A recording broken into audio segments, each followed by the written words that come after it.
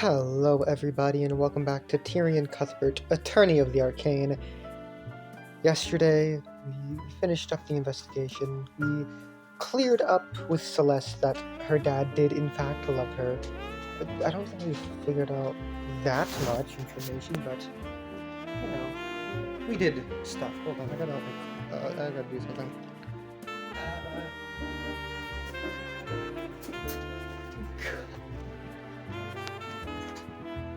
Completely forgot to let my dog out of her kennel. I put her in there because she was going crazy. Like, what, 2 in the morning? Anyways, today we're going to finish up this case, the Coldhearted Aristocrat.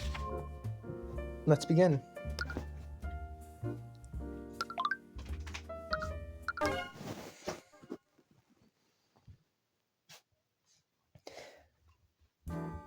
Hi, Miss Timora. Cuthbert. How did the investigation go? I feel more prepared at the very least. I don't know exactly what happened, but I have a clearer picture of the crime scene. What did you find out? So, there are still no clues directly pointing to another suspect. Have you been able to coax any new details from McCoy?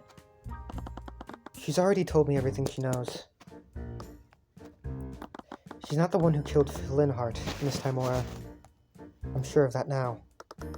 You trust people far too easily, Cuthbert. You say that like it's a bad thing. It's going to get you hurt one of these days. People are never as innocent as they appear. Does that include you? What? Commander White had a lot of things to say about you. Should I have listened to him? What are you trying to say?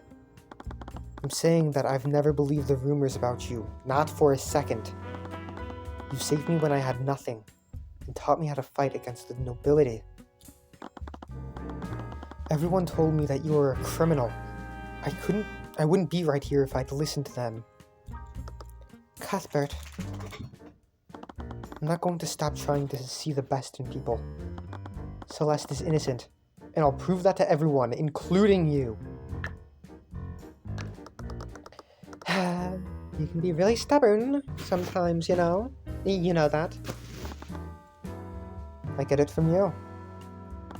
That seemed to get a chuckle out of her. I wish I could see the world the way you do, Cuthbert. But the truth isn't always what you want it to be.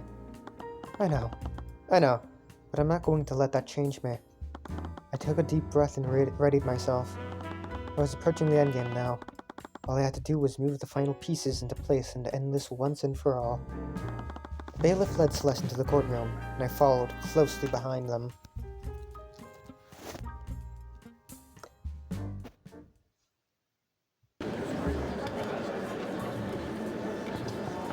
Order!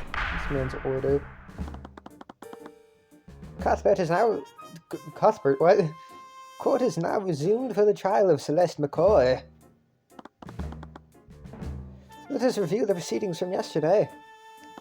The defense presented some unfortunate oversights made during the investigation. I personally saw to it that the crime scene was thoroughly inspected this time. I see. I suppose that puts my mind at ease if nothing else. At yesterday's trial, we found an inconsistency between the crime scene photo and the autopsy report. Because of this, the defense argued that a third party must have interfered with the crime scene to frame the defendant. To clear any doubts you may have, the individual who discovered the body has decided to testify today. Really? It was my understanding that they wanted to remain anonymous. The witness in question was within the gallery of the trial yesterday. After yesterday's proceedings, he felt that he couldn't stay silent any longer. Very well. Let's hear from this witness. Witness, please state your name and occupation for the court. My name is Rise Reginald Rudolph. I'm a chauffeur, I think. Rudolph appeared to be writing something in a notebook. His pen glided across the page, filling line after line within seconds.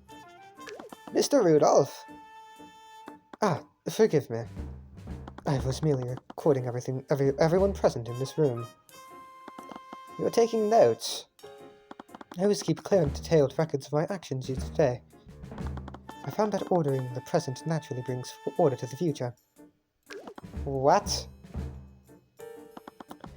With such detailed records, your testimony about the defendant must be thorough indeed.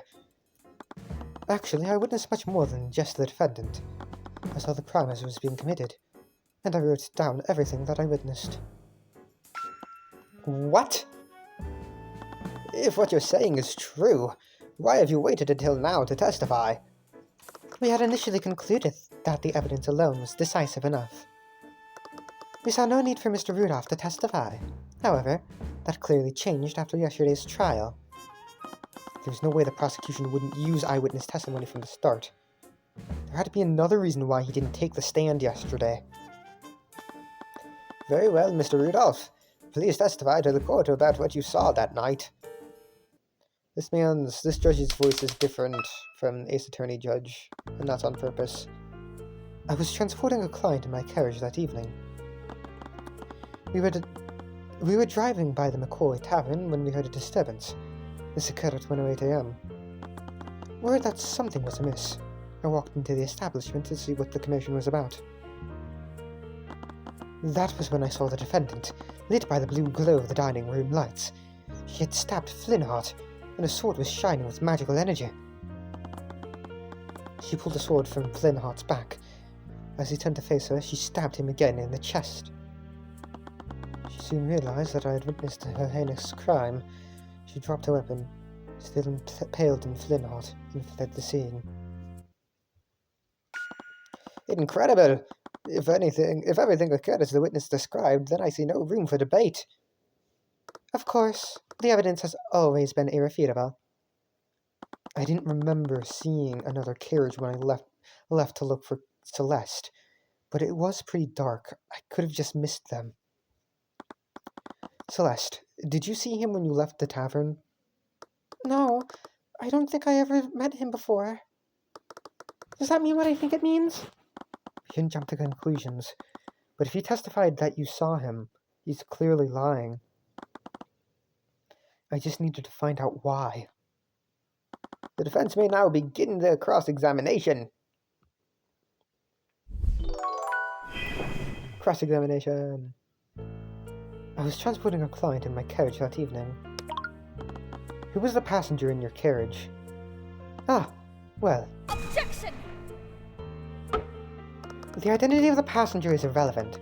The current witness is the person who observed the crime. There is another person at the scene. They may also have crucial testimony. The passenger is under no obligation to testify before the court. The current witness's account of the events is more than adequate. I agree. I see no reason for Mr. Rudolph to disclose the identity of his client. We were driving by the McCoy Tavern when we heard a disturbance. This occurred at 1:08 a.m.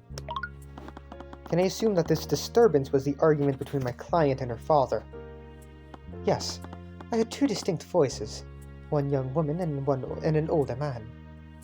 Right. That also matched up with what the neighbors heard.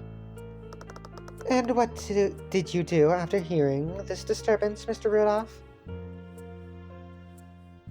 Word that something was amiss.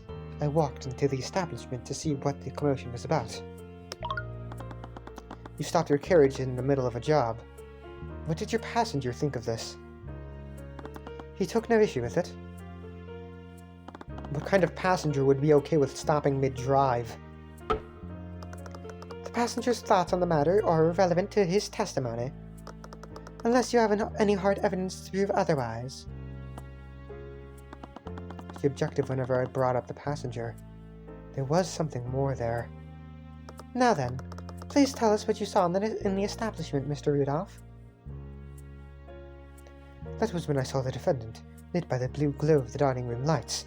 She had stabbed Flintheart, her sword shining with magical energy. You sound certain that you saw my client and the victim. How are you so sure it was them? Flintheart McCoy and his daughter were well known within the town. Flintheart made himself quite known in the region through his social activism, and young Celeste tends to stand out whenever she walks through the streets. Is he hitting on me? It does make sense. You don't really look like the average commoner. Yeah, how did you get an outfit like that? Are you hitting on me? Be serious. Anyways, Mr. Rudolph, do you live in Cornhaven? I don't live there, but my work brings me into town quite frequently. The witness's place of residence has no bearing on his testimony. What matters is that he was there when the murder occurred. Steelwind kept deflecting questions about his life. She pulled her sword from Flintheart's back. As he turned to face her, she stabbed him again in the chest. So you're saying that my defendant? I suppose that's supposed to say my client. So, you're saying that my client stabbed him twice with her sword? Yes, and that's exactly what I saw. There's only one visible wound on the body. If what you say is true, then that means that she stabbed him through the same wound. Isn't that extremely improbable? Improbable, but not impossible. It may be strange, but that's what the witness saw happen. She was reaching with that, but I wouldn't get anywhere unless I could prove he was lying. She soon realized that I had witnessed a heinous crime. She dropped the weapon, still impaled in Flintheart, and fled the scene. You supposedly witnessed a murder, and you let the perpetrator get away? I'm just a simple carriage driver. I have no way of combating an armed assailant. The witness who also saw the defendant using magic. Would you really expect the chauffeur to have subdued an armed mercenary? I guess not. He probably came up with a detailed story beforehand and wrote everything down. His quirk is the perfect cover for him to read over his notes. It'll probably be hard to catch him lying if he has a way to keep his story straight. It's actually just the opposite. With this many details, it will be that much easier to find an inconsistency. I just need to find it. So, yeah. Objection! Rudolph, you testify that you saw my client murdering the victim. And you supposedly saw her casting magic while doing so. Yes, I could never forget such a grisly sight. That moment was burned into my memory. I see. Well, it's funny that you say that. What makes you say that? Because your entire testimony was a complete lie. What? Are you accusing the witness of perjury? Surely you know that such accusations can't be made lightly, Mr. Cuthbert. Miss Steelwind, the dining room lights are artificery devices that are powered by an arcane power cell. However, that same arcane power cell was broken during the time of the murder. Those lights had no energy, and the room would have been pitch black. The witness couldn't have seen anything, much less a homicide. Wait, I can explain.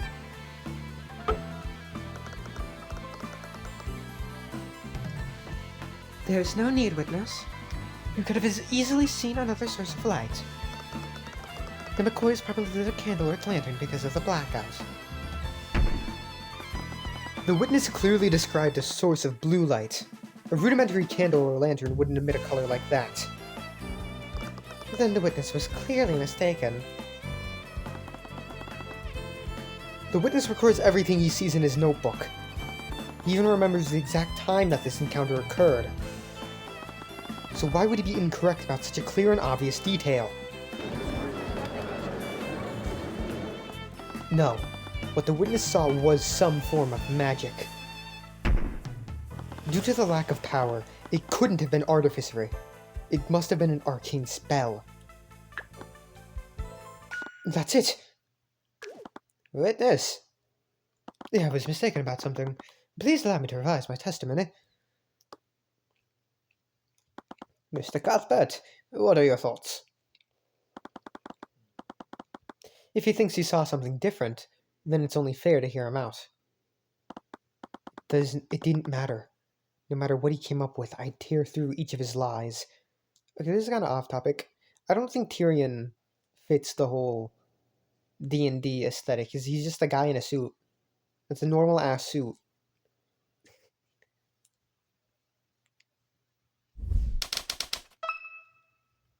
It's not even... He's a commoner, too. I remember now. Yesterday, they said that Flintheart was killed using magic, yes? I must have seen Mrs. McCoy channeling a magic spell. The spell was called Mageblade, wasn't it? That's it. The blue glow that I saw was created by Mageblade. I see. So the blue light that you saw came from the defendant's magic. Mr. Cuthbert, you may proceed with your cross-examination. He's 80 years old. We get an age for that man. With pleasure.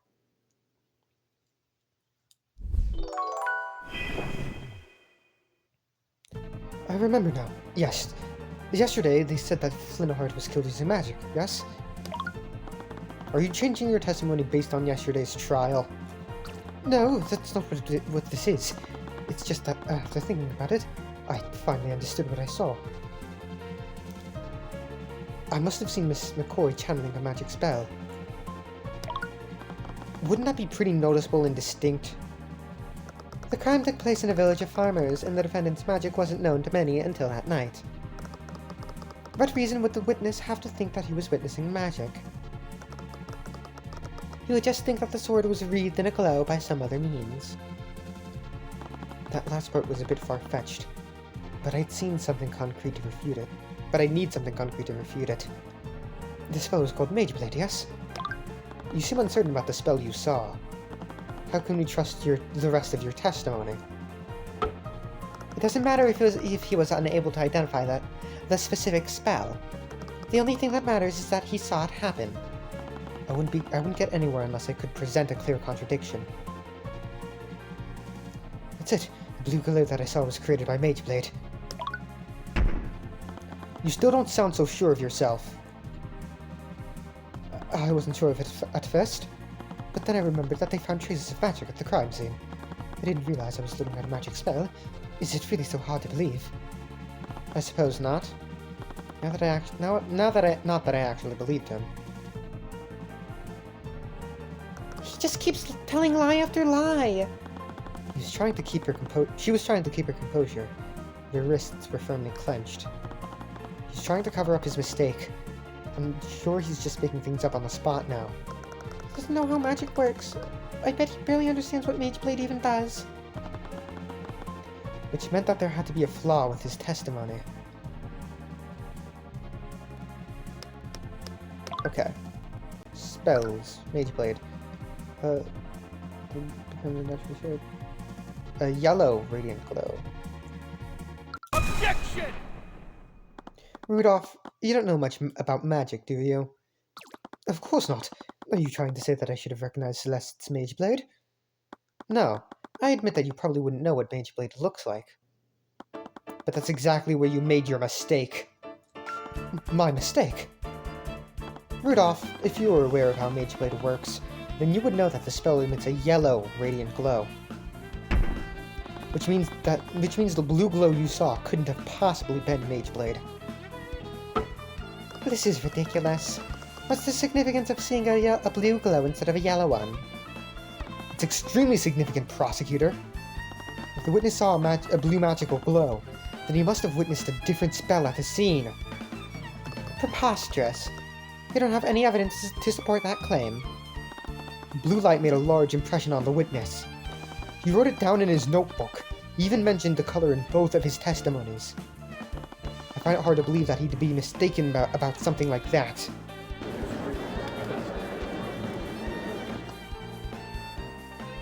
So, what did you see, Mr. Rudolph? Did you see my client at the scene casting a spell that she couldn't possibly cast? Or did you actually see another mage at the scene? Well? Objection! Your Honor, the defense is completely out of line. Let me remind you that perjury is a crime, Rudolph. If you are found to have lied in your testimony, I will personally see to it that you are prosecuted. No, wait. Now that is quite enough of that.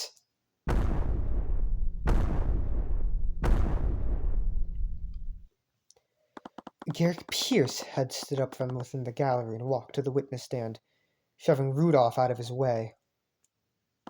He'd broken several laws with that one act alone, but no one moved to stop him. The bailiff looked at the judge warily and awaited instruction. The judge said nothing. His eyes simply narrowed as he waited for Pierce's next move. Pierce, there is no need for you to take the stand. Nonsense. I have nothing to hide. I will not stand idly by while your case falls apart. It seemed that for the first time the prosecutor had lost control of the room. What is the meaning of this, Miss Steelwind? This is Garrick Pierce, Your Honor. I am the Honourable Lord of Cornhaven and many other villages in that region. I'm afraid I must apologize. These misunderstandings have been entirely my fault. What do you mean, Lord Pierce? You see, Rudolph was not the one who witnessed the crime that fateful night. It was me. I was the one who saw that gruesome attack. I had my driver report the body so that I could remain anonymous. Are you saying that you had Rudolph lie for you? I simply dictated to him that what I saw and had him repeat that to law enforcement. With what's been in the news lately, it simply wouldn't do for a member of the nobility to appear publicly in court. But alas, it appears the time for discussion has passed. Lord Pierce, regardless of your good intentions, this is a very clear act of perjury. I understand, and I will accept the consequences of that. However, I would be remiss if Rudolph's shoddy testimony allowed that girl to escape justice. Please, Your Honor, allow me to testify as to what I saw that night. Very well. This is highly irregular, but I believe the court will benefit from your testimony. However, know that this misconduct will not be without consequences. The artists, I think, really like drawing that pose, because Celeste has that exact pose. Very well. From the look on the Lord's face, it was clear he would only get off with a slap on the wrist. Witness testimony. On the night of the murder, I found myself unable to sleep, so I took a leisurely carriage ride around Cornhaven. I happened to be passing by the McCoy Tavern when I heard a loud commotion from within the building. Curious, I stopped my carriage and took a single step inside the establishment. That is when I saw the scene inside. I saw the defendant stabbing that poor man with his sword. Garrick Pierce. He's a member of the nobility. It also means he's a mage. Does that mean? There's no doubt about it. He's the only other person who could have left those traces of transmutation at the crime scene. Yes, he has to be the mage that we're looking for. He killed my dad. He's a murderer. Sorry. This must be a lot for you right now. Don't worry about me. Just take him down. Cross-examination. On the night of the murder, I found myself unable to sleep, so I took a leisurely carriage ride around Cornhaven. That seems like a strange way to pass the time. Not that I believed him for a second. The witness's eccentricities are beside the point. What matters is that he was clearly at the scene. Excuse me? I wouldn't quite put it that way, however. I happened to be passing by the McCoy Tavern when I heard a loud commotion from within the building. I'm guessing this commotion was the argument between my client and the victim. One would conclude that, yes. We've gone over this point several times, but their voices were raised loudly during their argument. It's not unreasonable to say that the witness heard them from his carriage. Curious, I stopped my carriage and took a single step inside the establishment. That is when I saw the scene inside. If he was at the tavern entrance, then that would mean he would be where the W token is. You saw the entire scene from the entrance. Okay, I don't like how this covers them up. It would be quite dark considering that the lights weren't operational, even if my client was using Mage Blade at the time. I feel like this has to be a glitch. Ah, of course. I'd forgotten that detail. I couldn't see what was happening, so I used my magic to eliminate the scene. You used magic at the crime scene? Yes, I remember it clearly. I conjured a blue light to illuminate the scene. The same blue light must have been what the driver saw. I thought that Rudolph didn't witness the crime at all. If I had to guess, Mr. Rudolph must have seen the blue light from the carriage. Because of that, he made that detail a part of his testimony earlier. That made sense. Rudolph was so sure that he saw a blue light, it would have been strange if he was lying about it. Which spell did you use to illuminate the crime scene? It was the Conjure Light spell. Conjure Light. I think that's supposed to say spell added? I don't know. That doesn't look normal. Conjure Light. For as long as the caster concentrates on this spell... hold on, I'll read it after. Your Honor, if the witness used magic at the crime scene, then I'd like for his spell compendium to be added to the court record. I see no reason to invade the witness's privacy over a trivial illumination spell. I agree.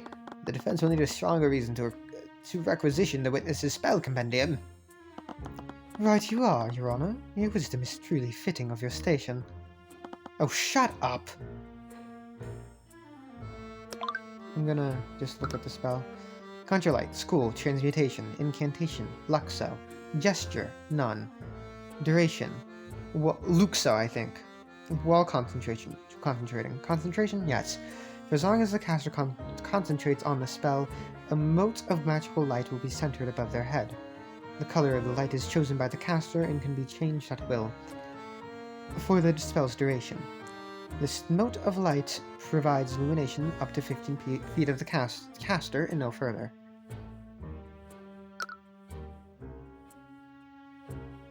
Try to press view. That's the wrong thing. Okay. 10, 15, 20, 25, 30, 35, 40, 45. Damn! I used Conjure Light to illuminate the scene from the tavern entrance. From there, I clearly saw the crime unfold. Casting a spell seems like a pretty insignificant detail to forget. For you, maybe. But for a practiced mage like myself, using magic is as natural as moving my arm. That could be possible. I use the Eye of Horror so much that I'm barely conscious of it half the time. I saw the defendant stabbing that poor man with his sword. Let me guess, did she stab him from opposite sides each time? Yes, now that you mention it, I do recall that happening. Although I have no idea why she would do that. Unless you can prove that you didn't do exactly what I described. I suppose not. At least not yet, anyway. He keeps saying that he stood at the entrance the entire time. That has to be a lie. Right. If he stabbed a Flintheart, it would have been a lot closer to him. How would I prove that, though? So I think it's this. Wait. It says... yeah, he stood from the entrance. 5, 10... He was here. 5, 10, 15, 20. Okay, so... even if it doesn't count from the entrance... even if it goes... I can't show you. But Either way, it doesn't reach the victim. Objection! Pierce, you said that you illuminated the scene from the tavern entrance. Did you take a single step inside the building? Of course not. I remember it very clearly. I only stood at the entrance. Then maybe you can help me go over this map of the tavern. If we take a look at this map, that would place you right here where the W is. Of course. Do I need to repeat myself? Well, I find it interesting that you illuminated the crime scene from all the way back there. Considering that conjure light only illuminates an area within 15 feet of the caster. What? Pierce, conjure light doesn't behave like a normal light source. It only provides illumination up to 15 feet of the caster. If you stayed at the entrance, your spell wouldn't have shown you anything. Objection! The spell's range is irrelevant. We've already established that the victim would have been illuminated by Mage's Blade.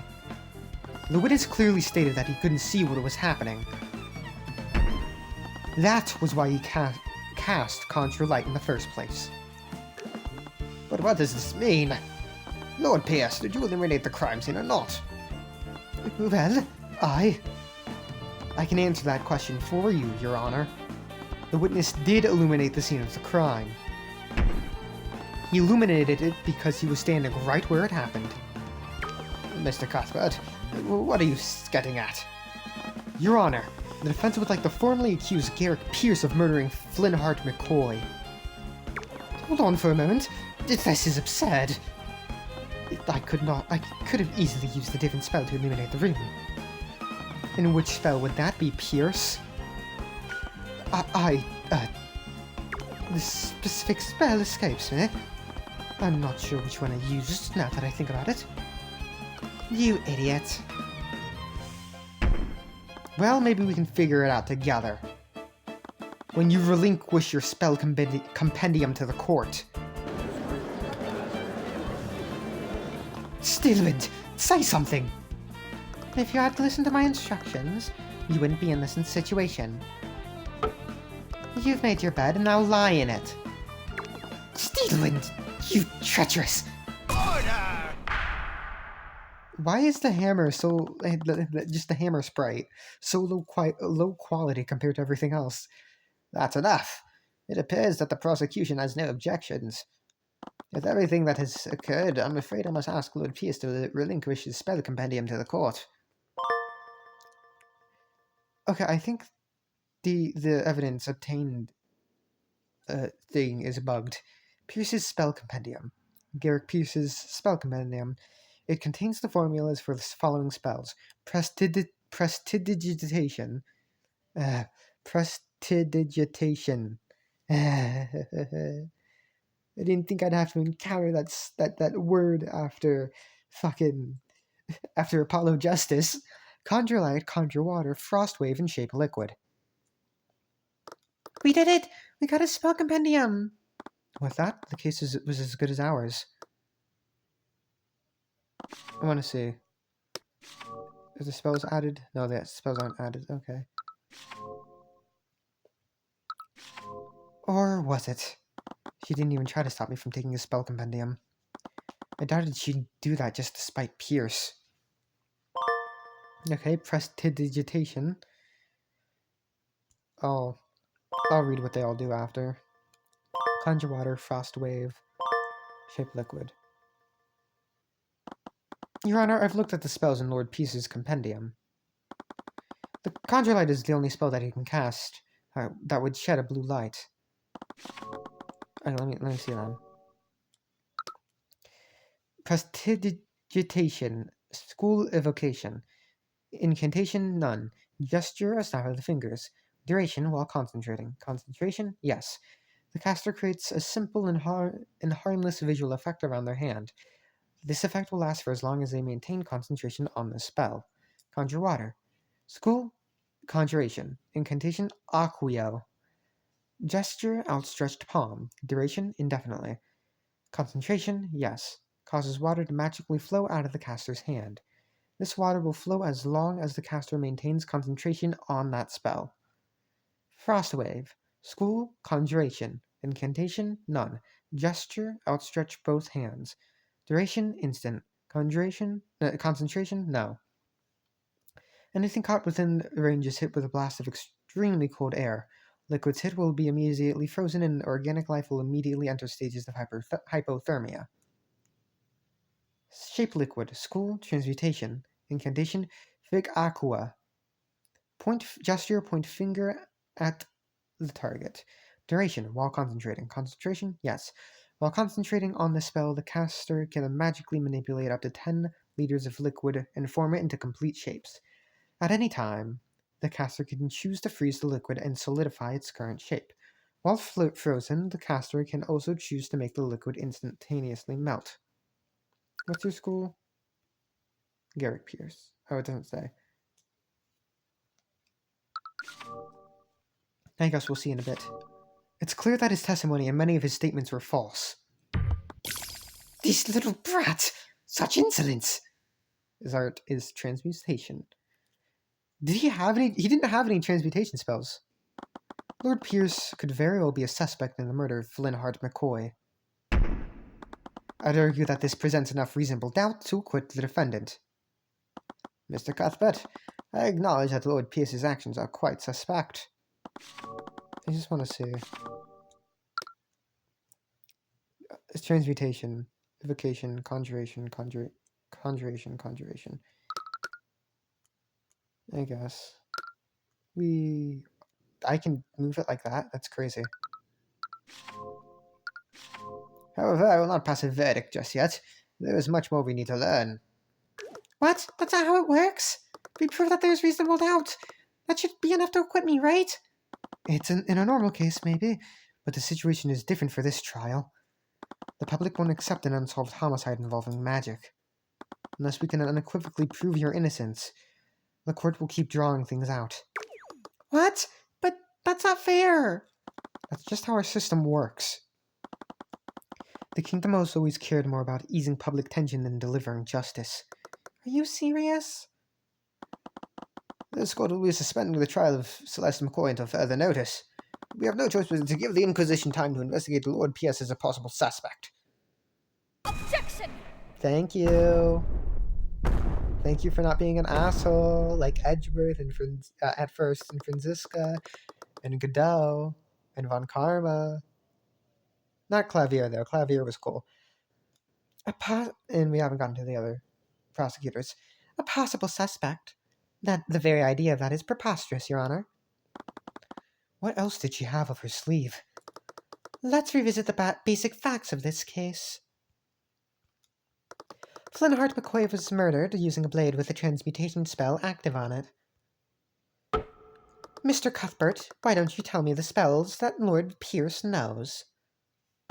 The spells are Prestidigitation, Conjure Light, Conjure Water, Frost Wave, and Shape Liquid. Wait a minute. You realized it too, haven't you? The witness doesn't know any transmutation spells that can be channeled through a solid object. That can't be right. Ha! You're right. You're absolutely right, Steeland. Crazy ass face on this man. I see. If all that is true, that would still leave the defendant as the only possible killer. But he was the only other mage there. It has to be him. But he doesn't know any transmutation spells that could be cast on your sword. We can't prove that he stabbed him while using magic. Wait, how did he do it then? She's right. How did he do it? Since the beginning, I've been bothered by the traces of transmutation magic surrounding Flintheart's body. Originally, I thought that the killer had somehow magically altered the sword and the surrounding wooden floor. But none of Pierce's spells could do something like that.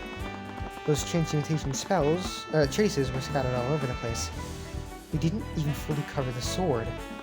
So what if he didn't use a sword? What if he used something else? Order! The defense did cast some doubt on the witness's testimony. Nevertheless, I must conclude that he could not have possibly committed the murder. With that in mind... Please wait, Your Honor. We still can't rule out Pierce as a suspect just yet. What are you on about? Lady Steelwind said it herself. None of my spells could be used to stab Flynnheart. I don't know any spells that can be channeled through a blade.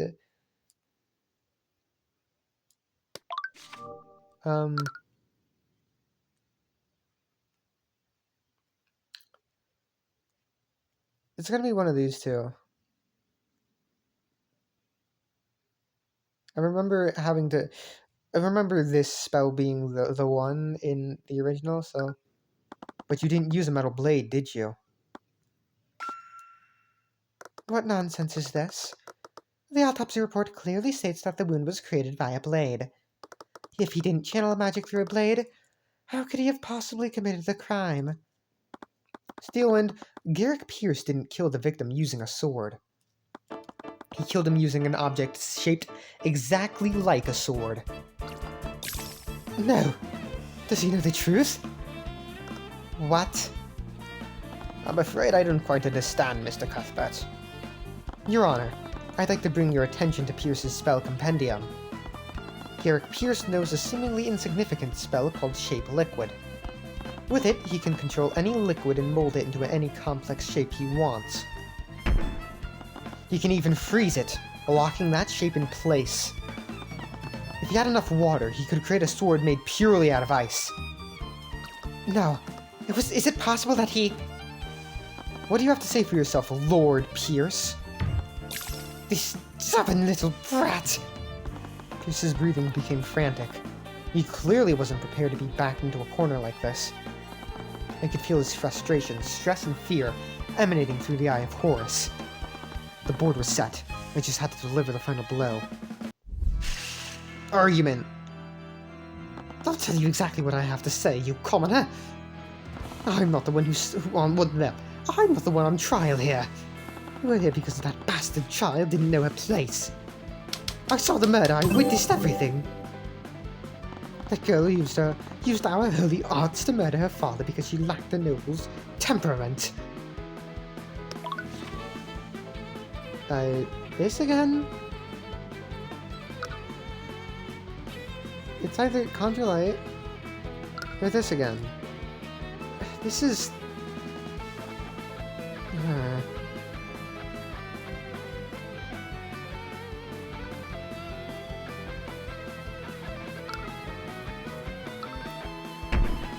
And how, pray tell, did you see everything?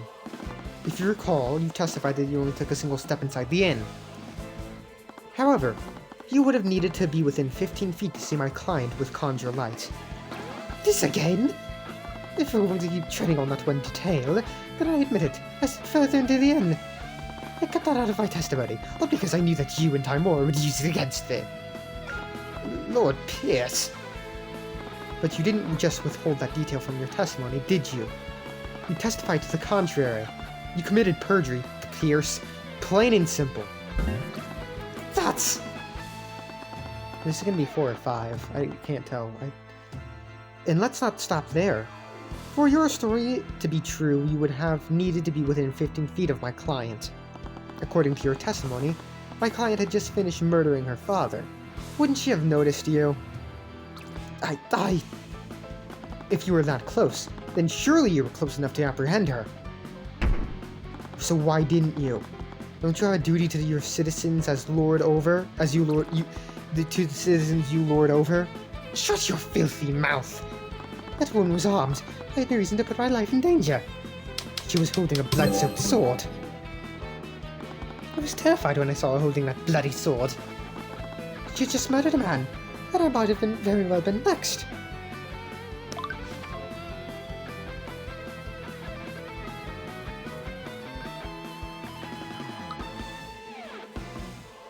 It doesn't seem bloody to me.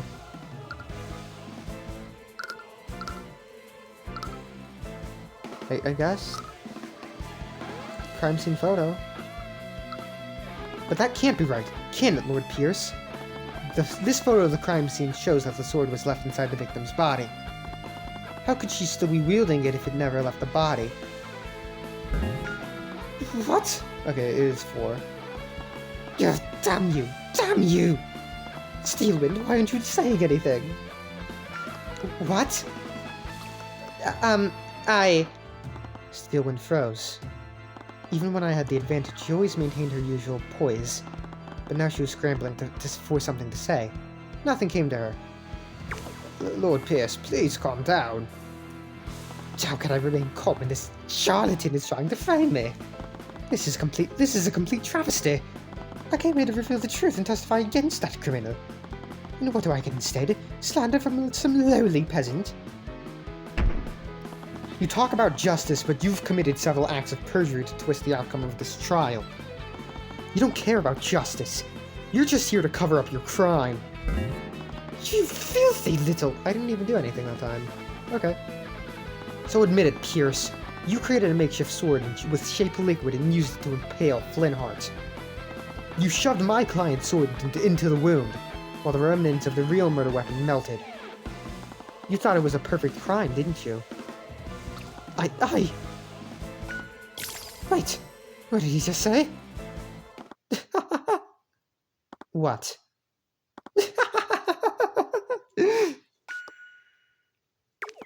Lord Pierce. My apologies, Your Honor. It's just that I realized something absolutely hilarious. The defense has put forth an interesting theory, but there's one problem with it. And what's that? I think you said it yourself. You shoved my client's sword into the wound with the remnants of the real murder weapon melted. You thought it was a perfect crime, didn't you?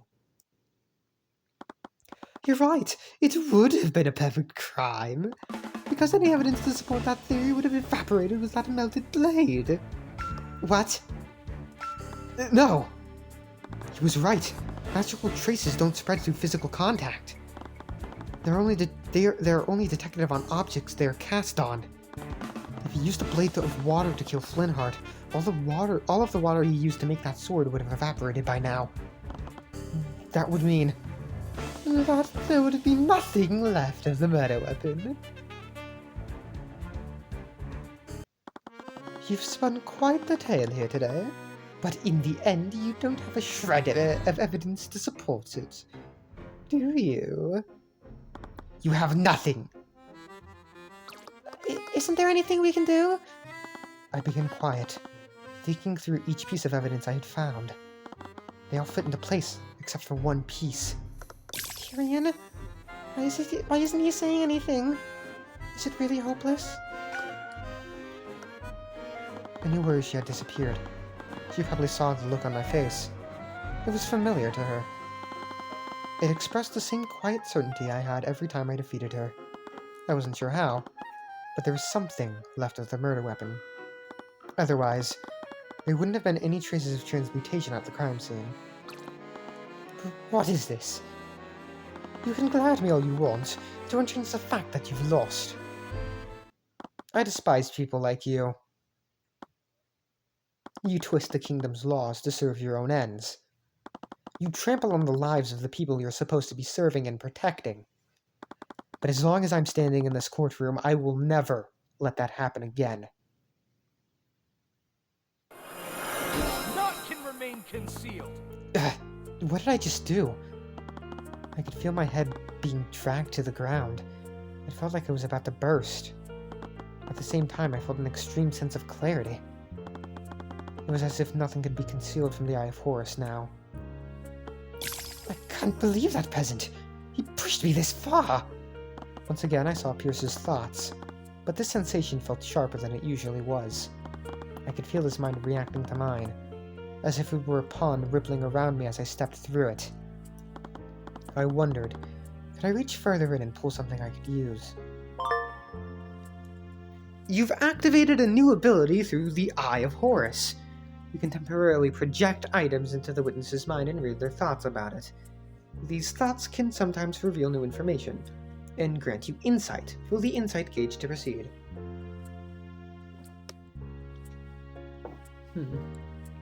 Okay.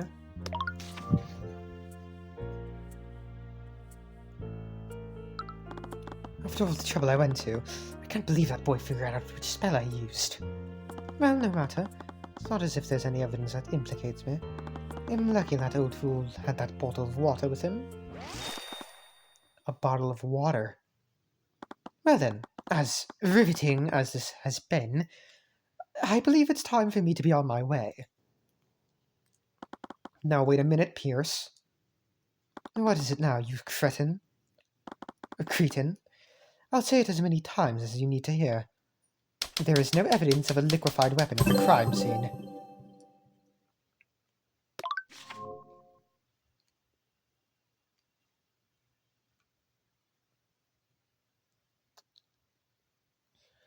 Do I present this? I think I present this. You're right, Pierce. If you used shaped liquid on a body of water, the murder weapon would have evaporated entirely. Bravo! It seems you've finally gotten that fact through your thick head. But let's not get ahead of ourselves, Pierce. What if you didn't use shape of liquid on a body of water? What if it were another type of liquid? What are you going on about? Pierce, shape of liquid doesn't just work on water. It works on all kinds of liquids. There's a shattered bottle next to the body. The liquid you used to form the murder weapon. It came from that bottle, didn't it? You were probably wary of leaving evidence at the crime scene. You must have decided to use any liquid you could find there. Luckily for you, the victim was holding the perfect quantity of liquid in his hands. That begs the question. If we had someone analyze the broken pieces of this bottle, would we find traces of transmutation magic?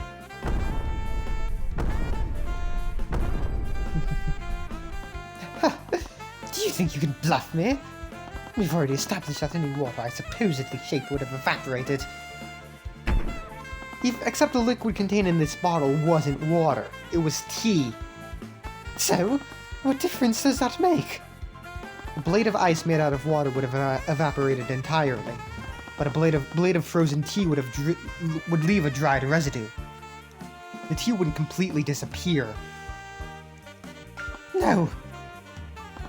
I wondered why there were so many traces of transmutation scattered around the crime scene. When I felt the texture of the floor, I thought a transmutation spell had caused some sort of chemical reaction with the wood. But the real answer was a lot simpler than that. The transmutation spell didn't alter the floor at all. It was just the stain from the spilled tea. I bet if we compare the tea residue on the floor to the residue inside the bottle, we'd find traces of transmutation on them.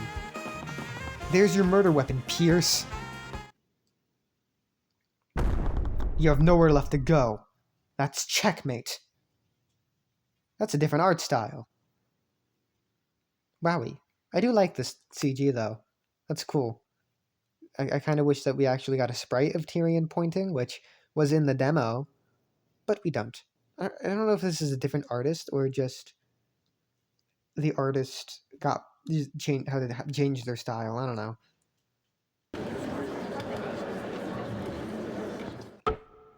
Bailiff, send for our Orem. The Inquisition needs to analyze the crime scene at once. We need to confirm the defense's theory. The time window to detect traces of magic is closing. After I have the report from the Inquisition. What does it say? The traces on the sword, the body, even the floor, they all came from tea residue. We found those same traces on the shards of the broken bottle, too. It's undeniable. Someone cast a spell of the liquid contained within that bottle. And the defendant has no such spell. You really did it, didn't you? Why? As if someone like you would ever understand. Understand? You murdered my dad. Murdered? Murdered? I murdered her.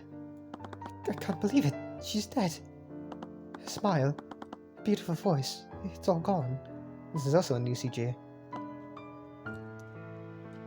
I deserve death. Stop this nonsense. Father? You're grieving, but it will pass. She was only a commoner. No, Father, I loved her, and I killed her. Garrick, you sweet innocent child. Flowers may be beautiful and bring you joy, but do you call it murder when you accidentally step on one? Fuck you! These people, these peasants, they may resemble us, but you know deep in your heart that they aren't like us. What? We have the Scaled Lord's favor, and they do not. They were created to serve us, to be utilized by those of us who matter. Father... So don't fret so much over a simple commoner. By next month, you'll have completely forgotten about that wretched thing. How could I have been so blind? She was a simple flower, nothing but a worthless peasant. They're all just peasants, all of them. Is it murder to protect my kingdom? Is it murder to pull weeds before they blight my lands? That fool of a man was spreading poison, and I did my duty by removing him. You're a monster. I'm a nobleman, a chosen vessel of the Scaled Lord's will. You are all nothing. Do you honestly think you can indict me? My word carries more power than 100 of yours. Bailiff, escort Pierce to a holding cell. Steelwind? First-degree murder is punishable by execution, Lord Pierce. I suggest you remain silent, lest you incriminate yourself further. You can't be serious. You, of all people, must understand the position that I was in. Your father knows what it takes to maintain order, if not for me. Shut your insidious mouth. I will never understand your sick, disgusting mind. I'd sooner slit my own throat. Well, what are you all waiting for? Take him away. Yes, take him away at once. I can't believe it. We actually won. Tyrion, I know, Celeste. Tyrion. Teary-eyed, she threw her arms around me, embracing me tightly. I just stood there, wide-eyed, looking toward the gallery members who were staring at us. I was unsure of where to put my hands. That was remarkable. Miss Timora, I'll be honest, when I realized that the murder weapon had evaporated, I thought that the case was over. You did a great job of turning that around. It was just luck. If he'd used water, things would have ended very differently. It had nothing to do with luck, not this time. You were able to deduce which liquid he used, and you did it just by looking at a few shards of broken glass. I knew your detective skills were good, but that was incredible. It wasn't just deduction, though. I did something with the Eye of Horse today, something I'd never done before. It had an amazing ability, but I was starting to realize that I knew next to nothing about it. If I wanted to use it effectively, I needed to learn more. You were all quite lively. There's no need for such hostility, though I wouldn't expect any less from the Hound of the Eye Taker. What did she mean by that? I glanced at Miss Timora, but she avoided eye contact with me. It was stubble. Stubble? No, it was not stubble, Tyrion. It was subtle, but her posture stiffened, and her brow clenched ever so slightly. I couldn't see any thoughts through the Eye of Horus. I must admit, I was hoping to test my mind against yours directly. However, your protege proved to be a worthy adversary. Is this some kind of game to you? You almost condemned an innocent girl to death. The courts operate by having two powers of opposition. When those powers are balanced, justice prevails, just like it did for today. Your victory today was just the system working as intended. Working as intended? You know very well our system only exists to protect your people. You can act as sanctimonious as you want. That doesn't change that with each passing day, your father butchers more and more innocents. I don't think this, the stuff with Lucio was in the original version. Lucio obviously was in the original, but I don't think they talked all that much about what he was doing. I do like this angle, though.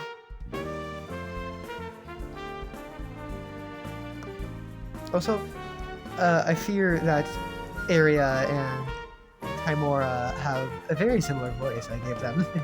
That's gonna get awkward later, but it's okay, it's okay. I know, but I'm not my father. I walk a different path. I know you have no reason to believe me, so I'll let my actions speak for me. I look forward to doing battle with you again, Tyrion Cuthbert. Steelwind, why did you arrest Pierce at the end of the trial? I don't understand. He was right in a way. You didn't need to do that. He openly admitted to first-degree murder. Why wouldn't I have him arrested? Never mind then. I'm also looking forward to facing you again. Good. I hope to see you again. I hope to see you soon. I still couldn't tell what she was thinking, even with the Eye of Horus. He definitely wasn't the bloodthirsty killer that her father was. Well, that kind of killed the mood, didn't it? Not at all. I think we should celebrate. What are you thinking? There's this high-class restaurant in the upper quarter of Rathon. They usually only serve nobles, but they let anyone in if they have enough gold. Wait, do we have enough gold? I have some connections with the staff there. Don't worry about it. These last 2 days mark the beginning of my journey into the world of law and magic. Our justice system was broken, rotting from the inside, but I had a voice now. I would never stop fighting. With my skills in the Eye of Horus, I knew nothing could stop me. Or at least that's what I had hoped. This feeling, I knew it. This feeling, I knew it. His radiant soul is finally ripe for the reaping. Even the small speck of time has felt like an eternity. I can't wait any longer. I can't wait to see what that wretched light drain. I can't wait to see that wretched light drain from his eyes.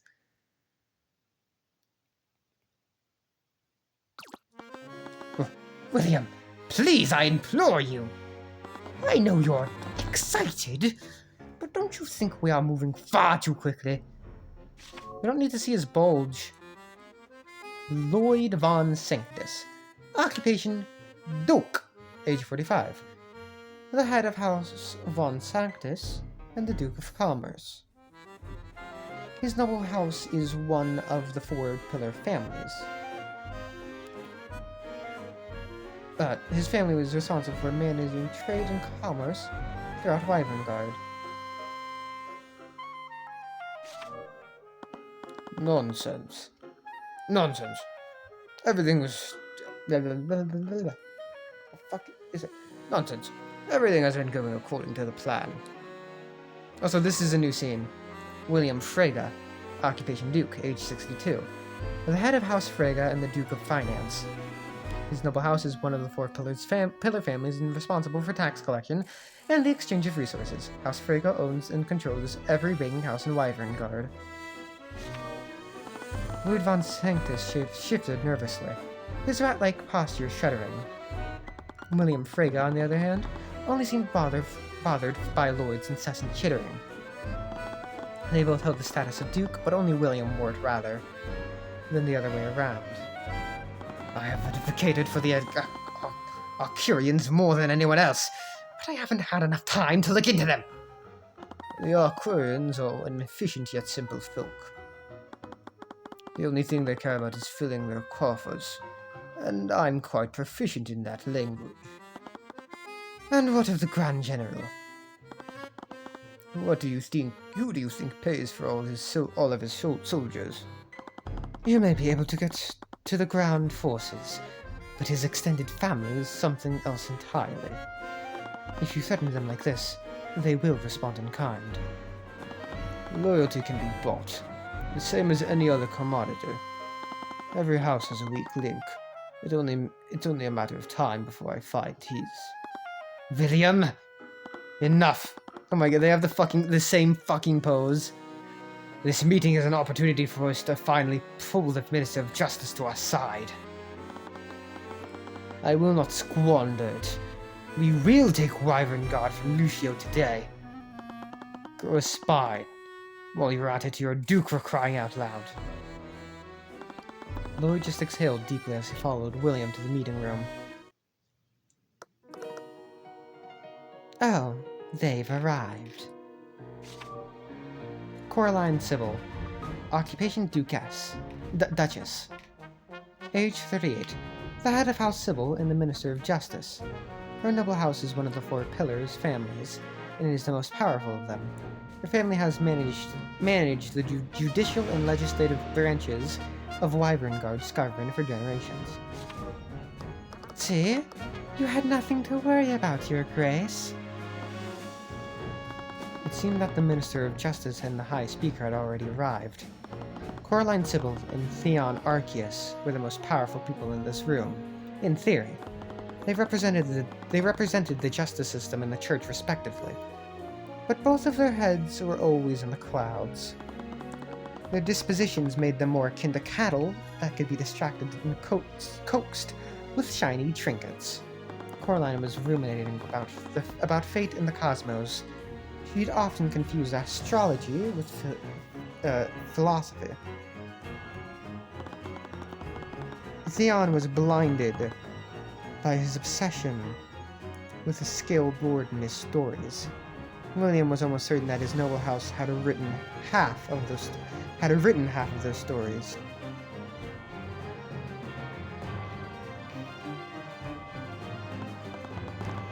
I was worried that something had befallen your convoy. I've been praying to the skilled lord for your safety.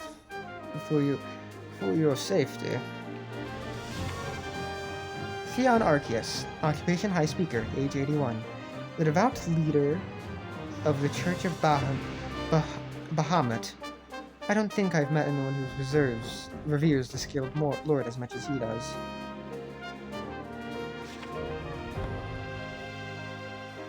You two are late.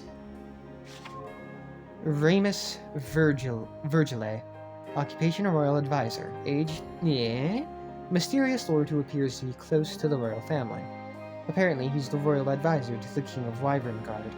I wonder why I've never heard of him before. From the looks of it, we're not the only ones. Could the Grand General not be asked to show up? It's because of his foolishness that we've gathered. That's not entirely true. Really? And what of his recent bloodbath in the countryside? Word on the grapevine says that his men tossed a clergyman from the top of the bell tower. The man is so bloodthirsty. You should check his pantry for the children he slaughtered. William! We have assembled here to discuss the lack of unity between the 4 pillars. Unity? Spare me. House Frigga, House von Sanctus, and House Sybil are closer than they've ever been. The Steel Winds are the odd ones out. Unity requires trust, and he has done nothing but spill the blood of the people we've trusted him to protect. His recent actions have been excessive. No one here is disputing that. My dear Duchess, his excess has merchants refusing to move caravans through the countryside. The commoners are crying for justice and turning to insurrection, something that the Grand General is supposed to be putting a stop to. The other nations whispered about us like we're a barbarian state dressed in fancy robes. Trade has been slowed. The scared lord teaches that prosperity is a covenant between every man in Wyverngard. House Steelwind carries the burden of protecting Wyverngard's borders. As mishandled as these situations have been, he's not massacring these villages for his own amusement. He could have fooled me. A leader wins respect and loyalty. He doesn't hold his people hostage. Mark my words, if this bloodshed continues, the commoners will revolt. These recent insurrections are just the start, and this will only continue if we allow Lucio's daughter to take the throne. If we're discussing Lady Steelwind's marriage to the Crown Prince, surely he should be a part of this meeting as well. Please, What could that bright-eyed boy contribute to this conversation? The only thing he's good for is holding fundraisers and cutting red ribbons.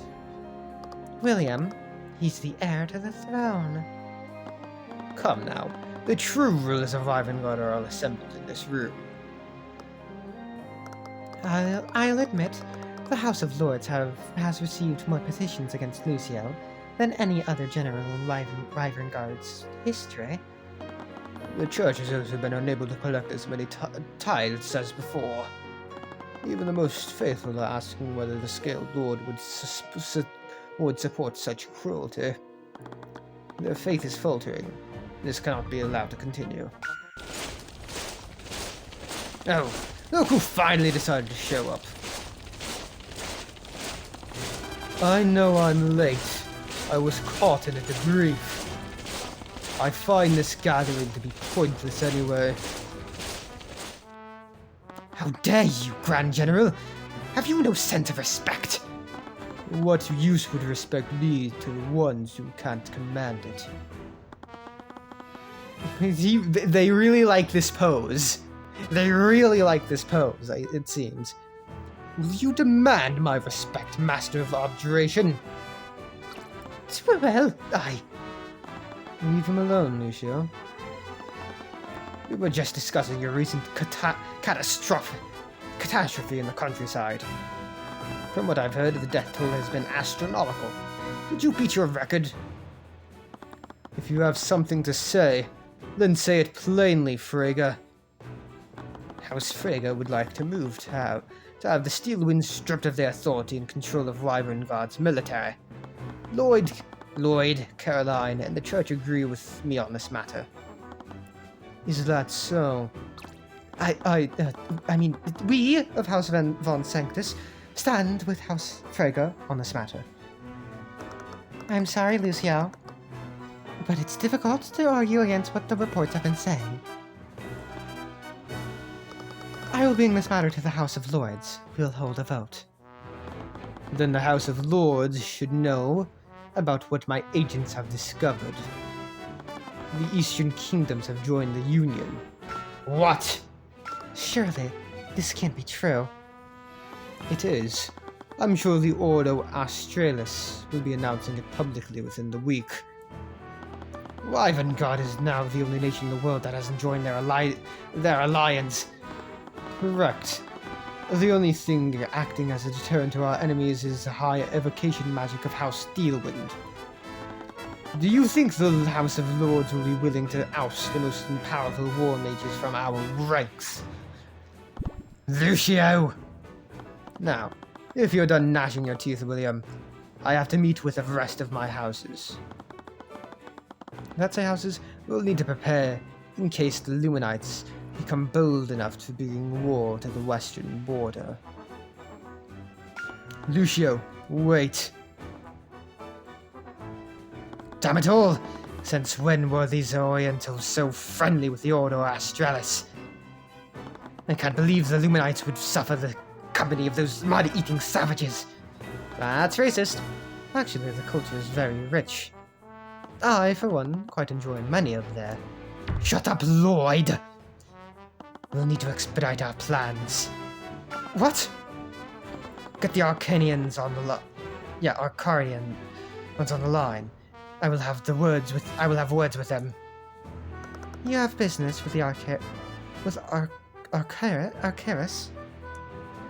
We're brokering a trade deal. I'm sure the House of Lords will be seeing it soon. It seems the cosmos is in our favor then. They're the only ally we have left. Stay safe, Coraline. You too, Lloyd. Please tell me these stories aren't true. Lucio! You already know the answer, Your Grace. How could you? I thought you never got involved in matters of the state. People are dying, Lucio. Children are dying under your watch. Do you truly think me capable of such atrocities, Your Grace? If you do, then strike me down. You have the power to do so. You know I won't do that, Lucio. Then stay out of my way. What has become of you, of all of you?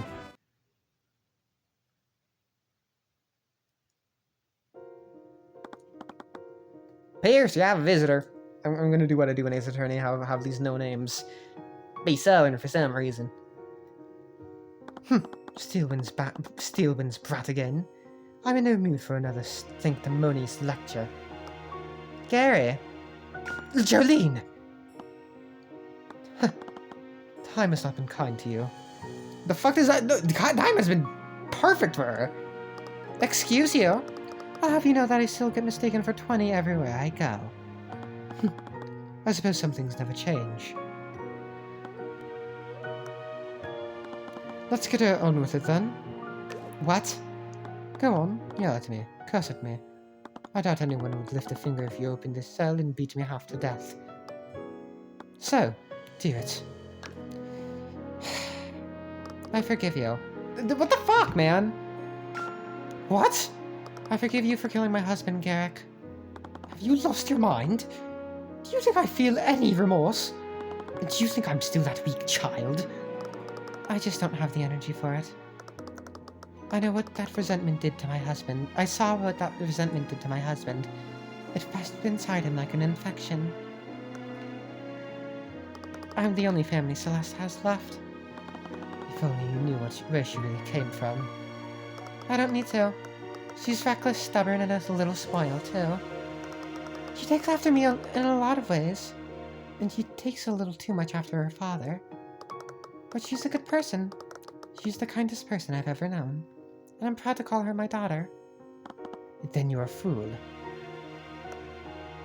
Carrie, Flintheart didn't blame you for what happened to Evie. That's a lie. All he ever did was blame me. He didn't blame you until you shut yourself away from your manor. We were all in so much pain over what happened, and you abandoned us. And you expect me to apologize for that? Evie always loved that spell. What? Do you remember how she'd dance in the lake when you shaped the water around her feet? She thought that spell was the most beautiful thing she'd ever seen. That person died a long time ago. Evie or you? You're a weed. Excuse me? That's all you are, Jolene. A wilting weed on the road, waiting to be trampled over by this cold, wretched world. Do you think you're so virtuous for spewing out such empty platitudes? Admit it! You hate me! You despise me! If you could stomach it, you'd climb into this cell and plunge a blade into my chest, just like I did to your husband. No, right now I only feel sorry for you. I never thought you were weak. You're the kindest person I know. I miss that man, but you're right, he's gone now. Good luck with your trial, Garrick. I don't need luck. With my connections, I'll be out of this cell by week's end. Ah! I'll show you. I'll show all of you. Your daughter will be of use to me yet. The Coldhearted Aristocrat. Completed. They're gonna ask me to save, is gonna send me to the title screen.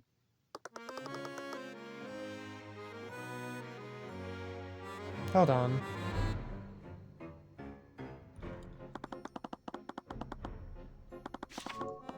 I'm gonna... Yep, okay. So, we will, stop. We're gonna stop now. I'll remember that for the next case. That to not continue past that screen.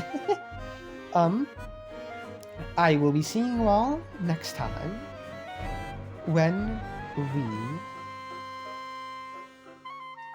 What? Fuck. When we... Oh, when we start the second case. You don't know the name of that case yet, so ha ha ha ha. I'll see you all next time. Bye-bye!